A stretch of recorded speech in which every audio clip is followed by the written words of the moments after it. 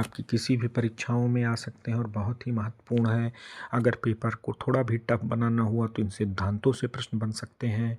आइए देखते हैं कि पृथ्वी की उत्पत्ति हुई तो किन किन सिद्धांतों पर आधारित थी। तो सबसे पहले हम देखते हैं 1755 में आई थी कांट की गैसीय परिकल्पना, जो न्यूटन के गुरुत्वाकर्षण के नियम पर आधारित थी। उसके बाद हमारे पास है निहारिका परिकल्पना, जो कांट और लाप्लास ने दिया था मिलकर। इसे नेबुलर हाइपोथेसिस भी कहते हैं। ग्रहिका सिद्धांत आता है चैम्बर्लिन और मोल्टन का। ज्वारीय सिद्धांत है जेम्स और जेफरीज का। बिग बैंग सिद्धांत है, ये है जॉर्ज लेमेट्रे का। ये केवल पृथ्वी के पर नहीं आधारित है उत्पत्ति पर, ये पूरे ब्रह्मांड की उत्पत्ति की व्याख्या पर आधारित सिद्धांत है, ध्यान रखेंगे बिग बैंग थ्योरी। और उसके बाद एक अंतर तारकीय धूल सिद्धांत है सिमिट का, ऑटो सिमिट का है। तो ये सब सिद्धांत हैं। नेबुलर हाइपोथेसिस को सबसे अधिक स्वीकार किया गया। बिग बैंग थ्योरी पर शोध अभी चल ही रहा है, लेकिन बिग बैंग थ्योरी केवल पृथ्वी की उत्पत्ति के बारे में नहीं बताती, या पूरे ब्रह्मांड की उत्पत्ति के बारे में है।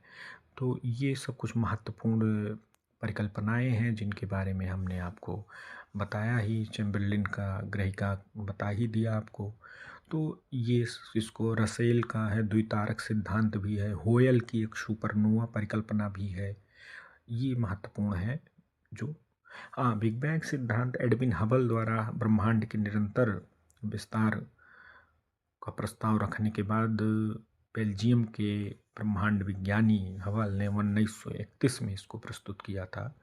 तो ये सिद्धांत 1931 में आया है। कुल मिला के इतने सिद्धांतों से हम यह समझ सकते हैं कि इनका योगदान है कुछ ना कुछ पृथ्वी की उत्पत्ति में। धीरे धीरे इनको और समझेंगे, जानेंगे, लेकिन आप इनका रट्टा मार दीजिए और सीधे अपनी परीक्षाओं को धार दीजिए।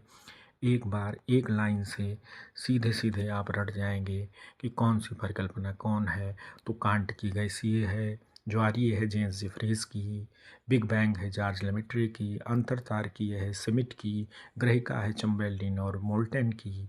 तो ये सीधे सीधे आप रट जाइए और याद कर लीजिए, जो आपके लिए बहुत ही महत्वपूर्ण है। Thank you very much.